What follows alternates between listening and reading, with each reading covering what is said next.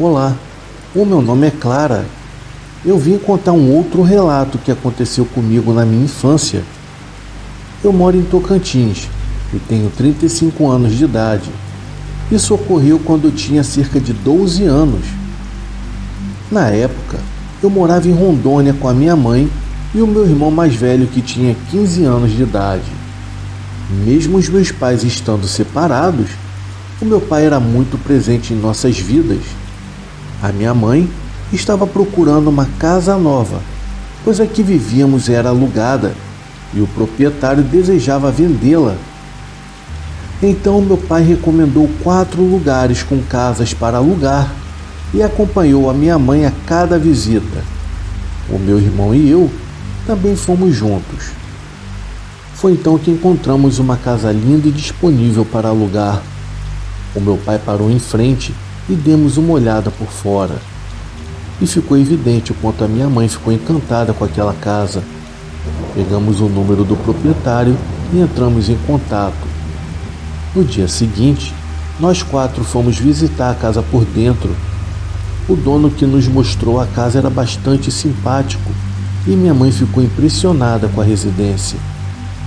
A casa tinha 3 quartos, 2 banheiros, uma sala, uma cozinha e um quintal grande e bem cuidado. Eu devo admitir que era realmente uma casa muito bonita. Quando o dono mencionou o preço do aluguel, tanto a minha mãe quanto meu pai ficaram surpresos, pois uma casa bonita daquele tamanho estava com aluguel muito acessível. A minha mãe então perguntou novamente para confirmar se o aluguel era realmente daquele valor. E o dono confirmou que sim. A minha mãe então disse: uma casa grande assim, bonita e barata desse jeito? Isso me parece bem estranho.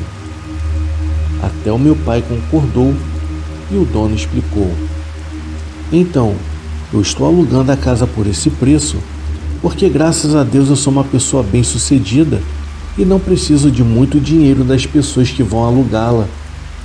Só estou alugando porque a minha avó que morava aqui, infelizmente veio a falecer há cerca de 1 ano e desde então essa casa ficou vazia. Eu não quis vendê-la pois eu tenho muitas lembranças da minha infância. Eu quero mantê-la aqui para eu poder me recordar dos bons momentos e sempre que eu puder, até voltar para relembrar os meus velhos tempos. No entanto, eu estou alugando porque o meu irmão insistiu para que a casa não ficasse desocupada por muito tempo, já que a minha mãe mora em uma outra cidade que fica bem distante daqui e ela não queria ficar com a casa também. Após ouvirmos toda a explicação do proprietário, a minha mãe decidiu então alugar a casa. E depois de 1 semana, já estávamos morando lá e aproveitando ao máximo da residência. No entanto, eu comecei a sentir uma sensação estranha, como se sempre houvesse alguém me observando, principalmente quando eu estava sozinha, já que a minha mãe e o meu irmão iam trabalhar.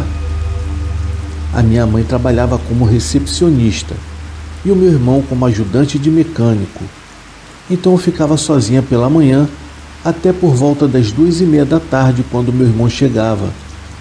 Já a minha mãe só retornava a partir das 4 horas da tarde. A cada dia que passava, a sensação de estar sendo observada só aumentava, até que um dia eu acordei no meio da madrugada sentindo alguém me enforcando, mas não havia ninguém lá, era apenas eu.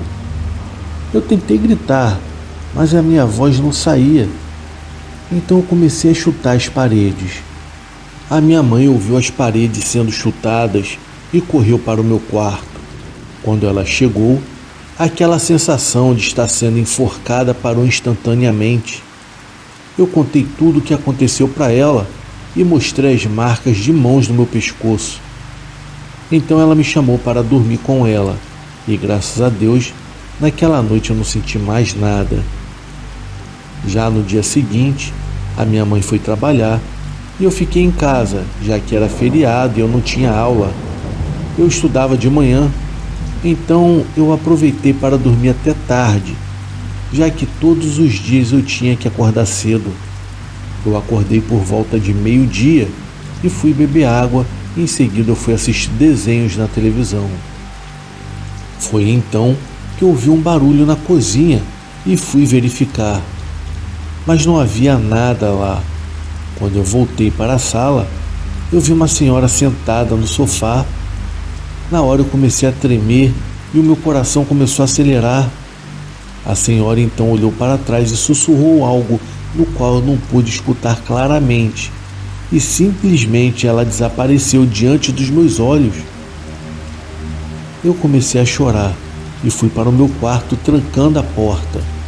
Eu esperei até o meu irmão chegar e contei tudo a ele, mas infelizmente ele não deu ouvidos ao que eu estava falando. Em seguida ele foi para o quarto dele. O que me restou então foi esperar minha mãe chegar, e assim que ela chegou, eu contei todo o ocorrido para ela, inclusive aquela sensação de eu estar sendo observada.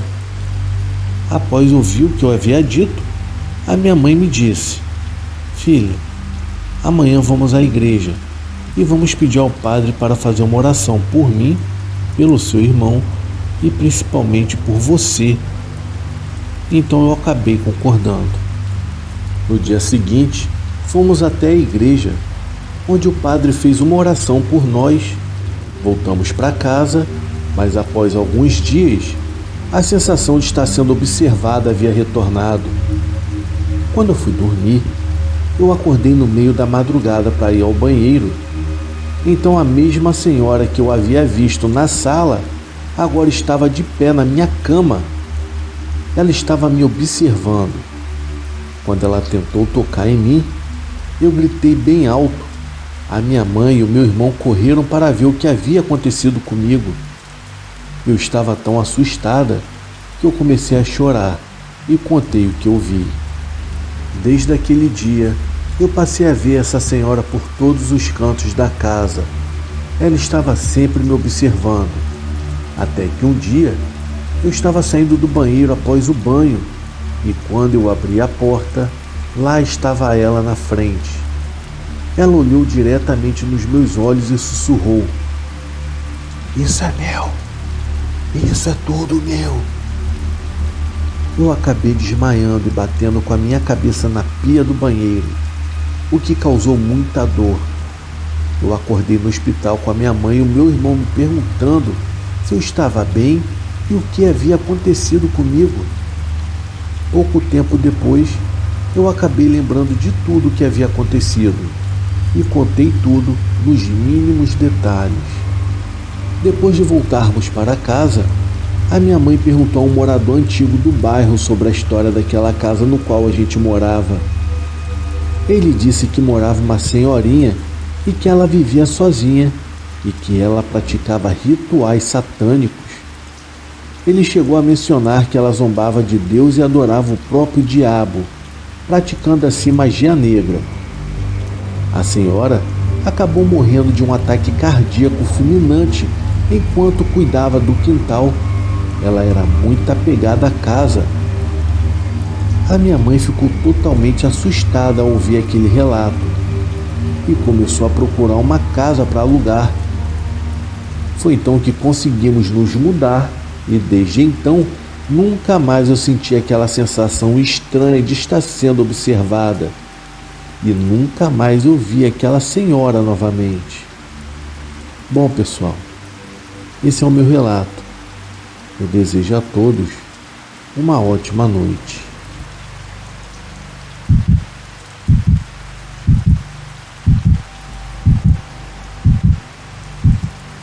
Eu tive um avô contador de histórias e confesso que ele era um dos bons. Eu adorava ouvir as histórias dele. Nós morávamos em uma chácara, os meus pais, ele que era o pai da minha mãe e eu.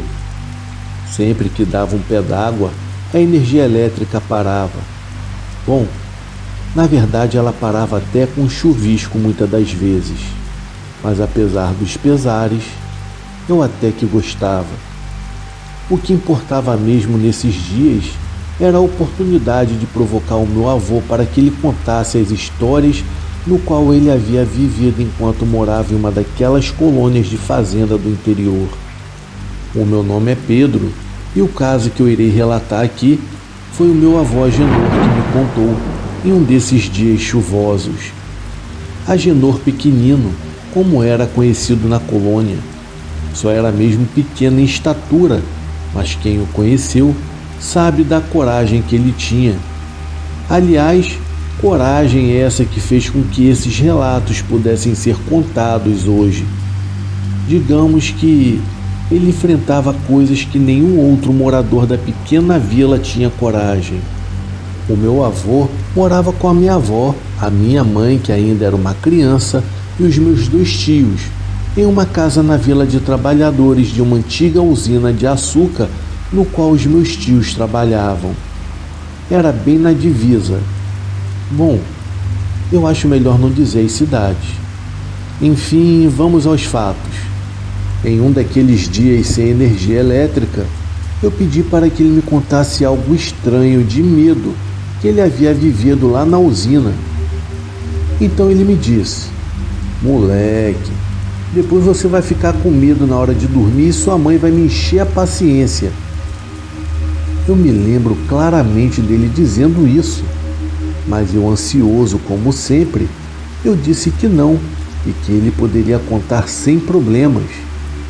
Ele me encarou e me disse: tá, mas se ficar com medo, depois eu não conto mais nada, hein? Tá entendido? Disse ele, louco para contar, mas com aquele tom sisudo. Ele se ajeitou na cadeira e começou o relato.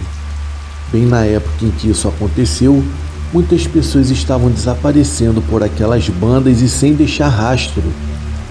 Nem mesmo os investigadores de polícia conseguiram encontrar explicação ou pista. Os mais céticos acreditavam que era algum maníaco matando e desovando os corpos nas matas densas que havia por lá. Já os mais religiosos e supersticiosos ficavam apavorados, juravam que era coisa de outro mundo que estava dando sumiço nas pessoas. Nós morávamos na colônia da usina, mas eu trabalhava na fábrica de uma cerâmica que ficava a 1h20 de bicicleta. Como dá para imaginar, eu saía bem cedo de casa para dar tempo de entrar às 6 no serviço. Então pulava cedo da cama, antes das 4 horas.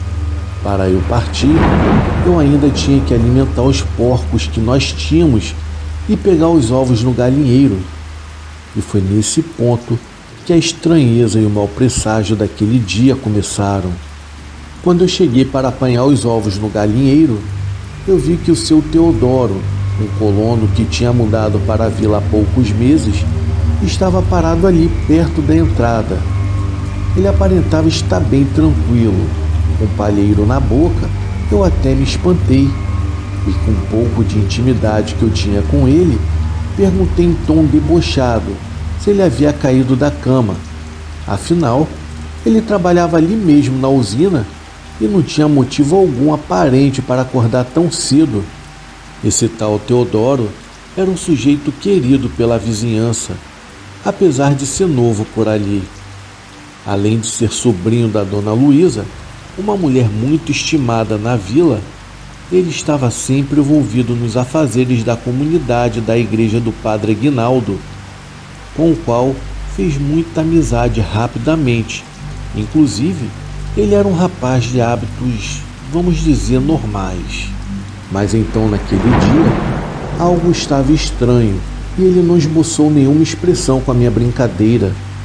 Nada habitual para um bonachão. Quer dizer que o senhor, seu Agenor, não tem medo de nada? Anda armado por aí e diz que vai atirar quando ouvir coisas estranhas por essas estradas? Foi isso que ele me disse antes de eu começar a ficar incomodado com toda aquela situação.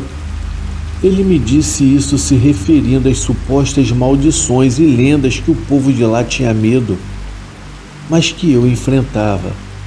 Eu era mais cético. Eu sempre achei besteira tudo aquilo. É até compreensível esse medo todo que eles tinham naquela localidade, pois não existia eletricidade, TV e nem internet. Ah, menino, você não faz ideia como era. Qualquer coisa lá era assombração. Até mesmo os meus amigos, o Toninho e o Bastião, já tentaram tirar sarro de mim, tentando me assustar com um alfange e umas roupas pretas na estrada do canavial. Talvez o Teodoro estivesse falando disso, pois foi o que eu disse aos dois sacanas, e eles com certeza devem ter contado para o povo local. Se bem que eu também fiz isso na história da noiva que aparecia de noite em um trecho da estrada que levava à colônia. Diziam que ela aparecia à noite e que fazia ruídos indecifráveis para aqueles que a encaravam. Enfim, vai saber o que se passava na mente daquele sujeito esquisito. Sim, se o senhor está falando daquela bobagem de história de noiva, com certeza eu fiz para ver o que era.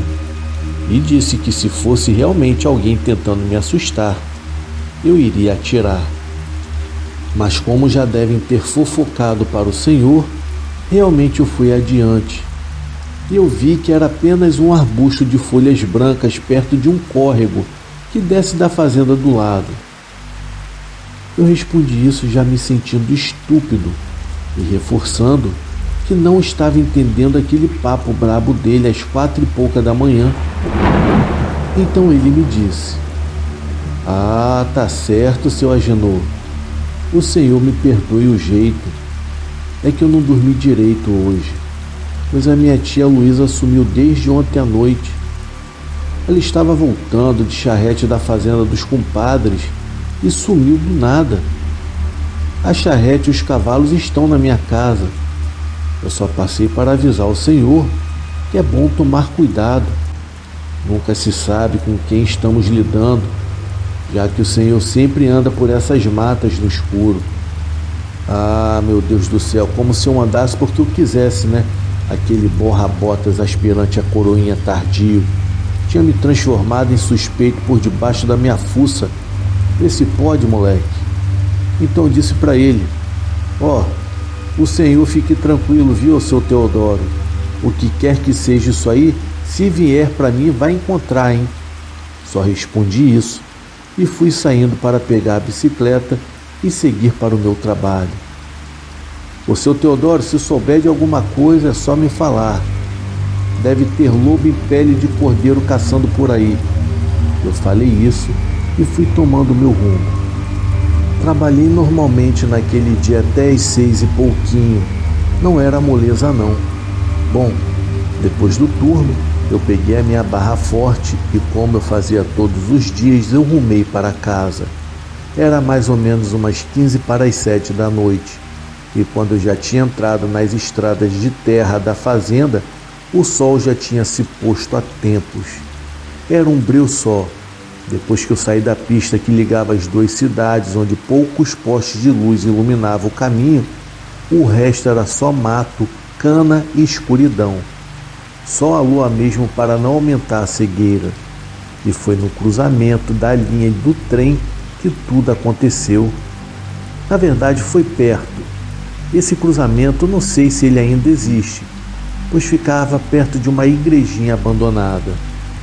Ali tinha uma estação de trem de carga que também tinha sido abandonada. Eu diminuí a velocidade da bicicleta para atravessar os trilhos, quando de repente ouvi no meio do mato, perto da igrejinha, um grito estranho e uma luz clareando a parede da igreja. Quem não é curioso, né? Eu deixei a bicicleta no chão e fui caminhando bem devagar para ver o que era. Eu ainda gritei perguntando se alguém estava precisando de alguma ajuda, mas ninguém me respondeu. Chegando mais perto, eu vi que a luz era típica de um lampião. Agora estava dentro da igreja abandonada e a porta de madeira, já caindo aos pedaços, começou a se fechar. Enquanto eu escutava os gemidos, a essa altura já me pareciam ser bem de humanos e começaram a se intensificar ainda mais. Eu percebi que alguém estava jogando pedras em mim no telhado da igrejinha.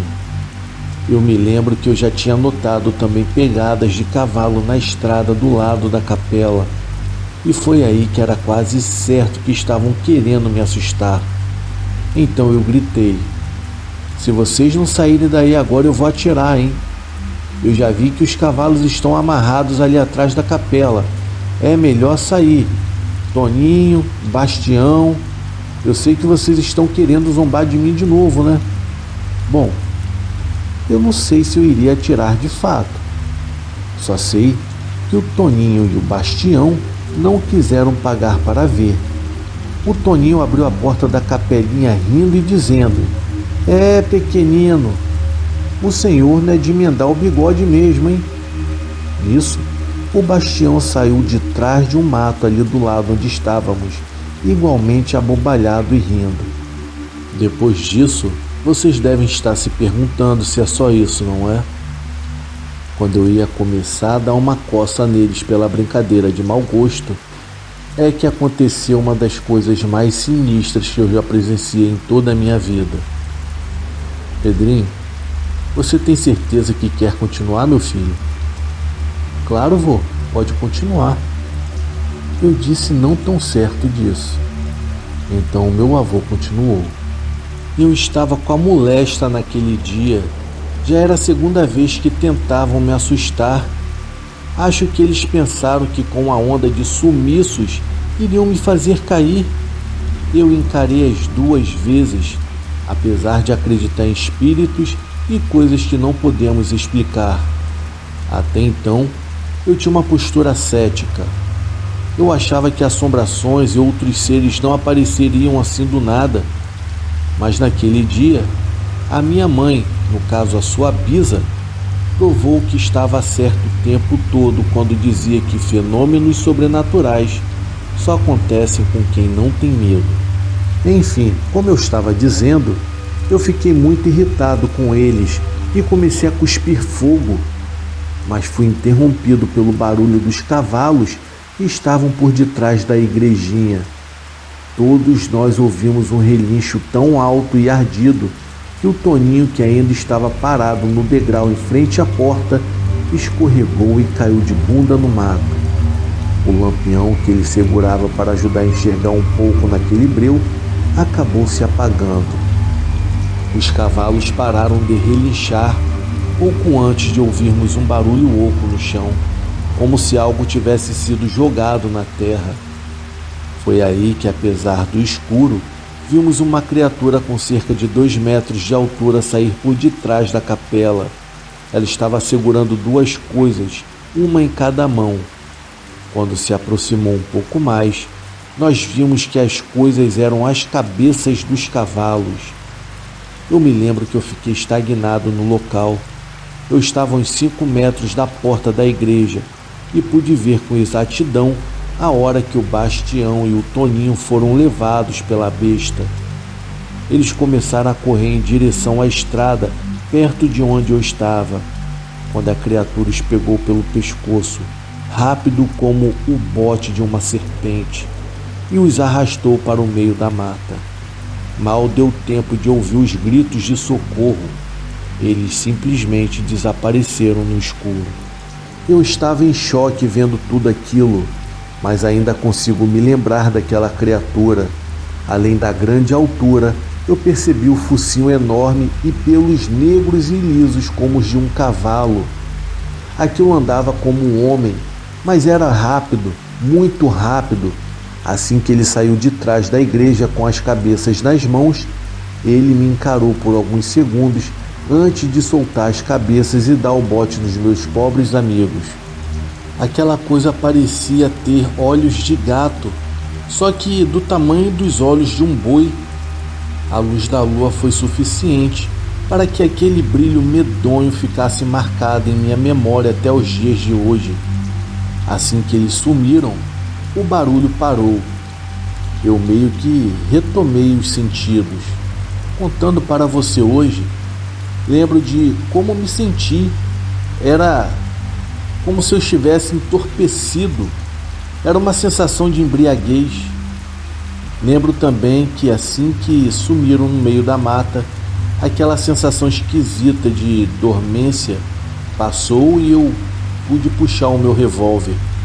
Eu fui em direção ao mato onde eles desapareceram. Eu gritei pelo nome dos dois, porém eu não tive resposta. Nada podia fazer, sem ajuda, sem iluminação. Então eu fiz o que dava. Eu peguei a bicicleta e pedalei o mais rápido que eu pude em direção à colônia. Eu queria contar logo e voltar para lá para tentar encontrar os dois. A primeira pessoa que eu contei foi a sua avó. Logicamente, ela ficou muito assustada. Insistiu comigo para que fôssemos à casa do seu Antônio, um dos encarregados da usina.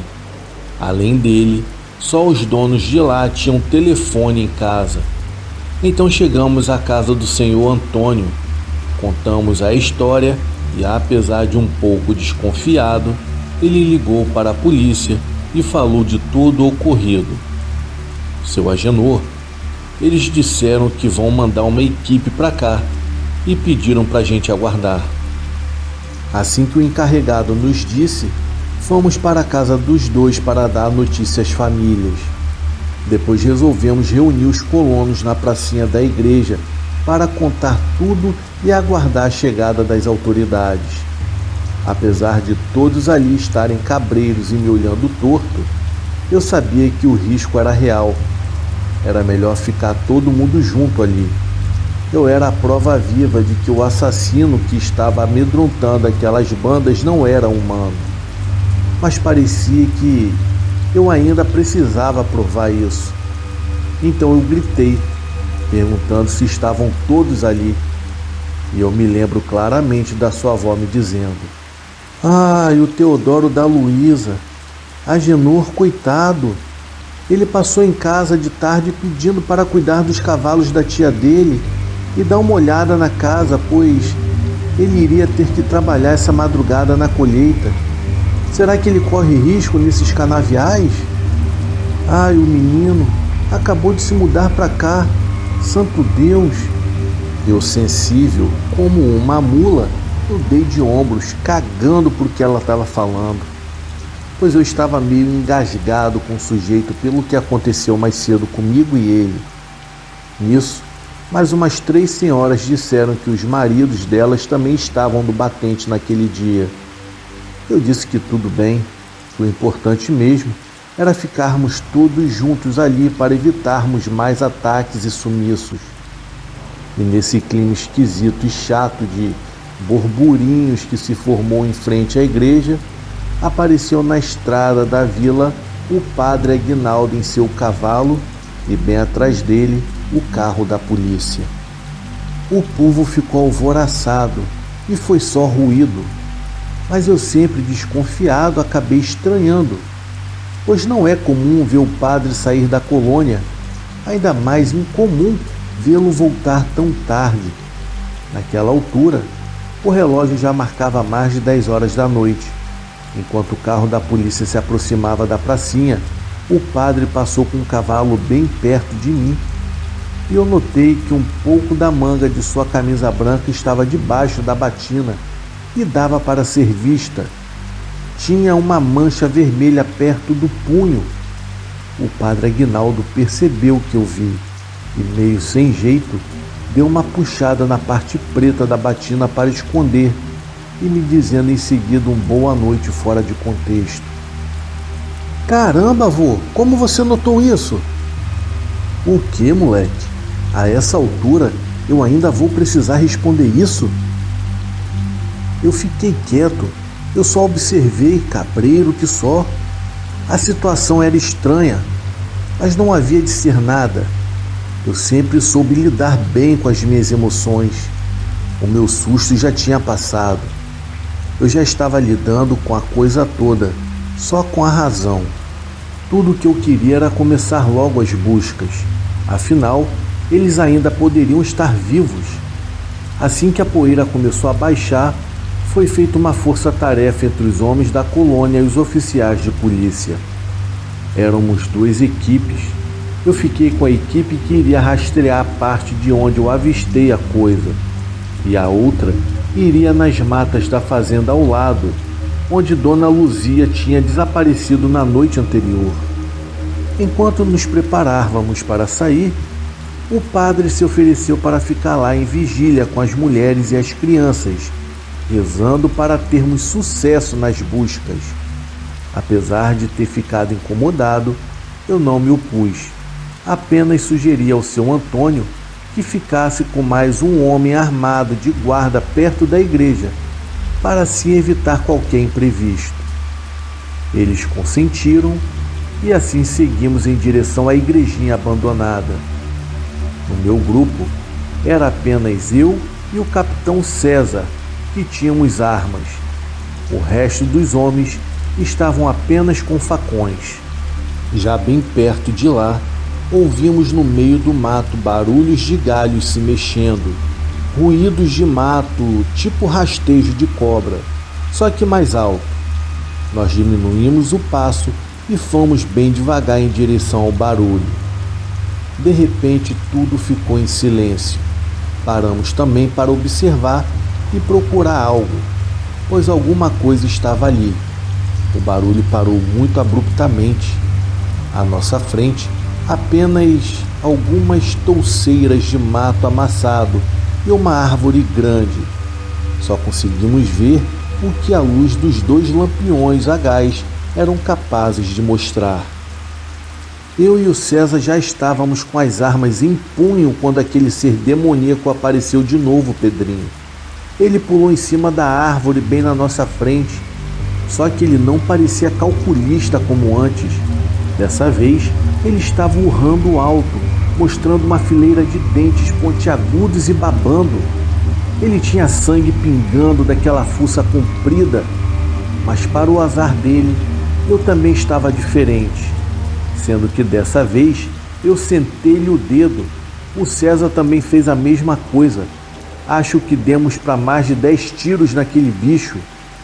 Enquanto aquela fera arriava nas balas, ela começou a ficar desfigurada, começou a diminuir de tamanho e a gritar como um homem. Mas ainda não dava para enxergar os detalhes, pois mantínhamos uma certa distância por precaução. Assim que aquilo caiu de vez no chão, só se ouviram uns poucos gemidos abafados. Chegamos mais perto e, para nossa surpresa, quando colocamos um lampião perto daquela coisa, vimos que aquele monstro era o miserável do Teodoro. Aquele maldito ainda tentou dizer alguma coisa antes de voltar para o inferno de onde deve ter saído. Eu lembro que ele disse: "Tem mais." Mas a gente estava tão eufórico com aquilo que nem demos muita atenção. Apenas seguimos vasculhando o local para ver se ainda tinha alguém vivo por ali. Mas não, infelizmente só encontramos os corpos. Em um barranco perto da árvore de onde ele saltou, tinha uma espécie de toca, onde estavam Toninho, Bastião e a Dona Luísa, além de outros 4 corpos de moradores da região. Aquilo foi indescritível. Muitas pessoas da colônia se mudaram para a cidade depois disso. A usina faliu e ninguém mais queria ficar por ali. Foram 2 anos de declínio total da região. Nós também nos mudamos. Realmente foi uma coisa que não dá para escrever em palavras, Pedrinho. Foi muito sinistro. Você deve estar se perguntando sobre a mancha na camisa do padre, não é, meu filho? Pois bem, uma semana depois do ocorrido, logo após a missa de 7º dia dos meus amigos, eu estava fumando um palheiro perto da porta dos fundos da igreja. Eu estava esperando o padre Aguinaldo sair. A casa dele era bem ali ao lado. Assim que ele saiu, eu perguntei sobre a mancha e fui além. Eu disse que o enviado do capeta tinha me dito: "Tem mais." Ele disse antes de morrer. Ele ficou claramente incomodado com o que eu havia dito a ele. "Seu Agenor, que desconfiança é essa? O que está passando pela sua cabeça? Suspeitar de um representante de Deus é pecado, homem. Não que eu lhe deva satisfação, mas pode se aquietar. Naquele dia, eu fui rezar a missa na capela da fazenda Santa Clara, nossos vizinhos. Na hora da comunhão, eu acabei me atrapalhando e derramei a taça de vinho na batina. Só isso." Passar bem, seu Agenor. E mais uma coisa, se o tem mais quer dizer que tem outro monstro, ele ainda está por aí, e não sou eu. Meu neto, ele me disse isso e foi virando as costas em direção à sua casa. Mas vô, o senhor foi na fazenda Santa Clara perguntar se ele realmente estava fazendo a missa naquele dia, né? O senhor foi, não foi? Quando meu avô já ia começar a me responder, a luz voltou naquele exato momento. Então ele me disse: fui, meu filho, fui sim. Mas essa história vai ficar para um outro dia.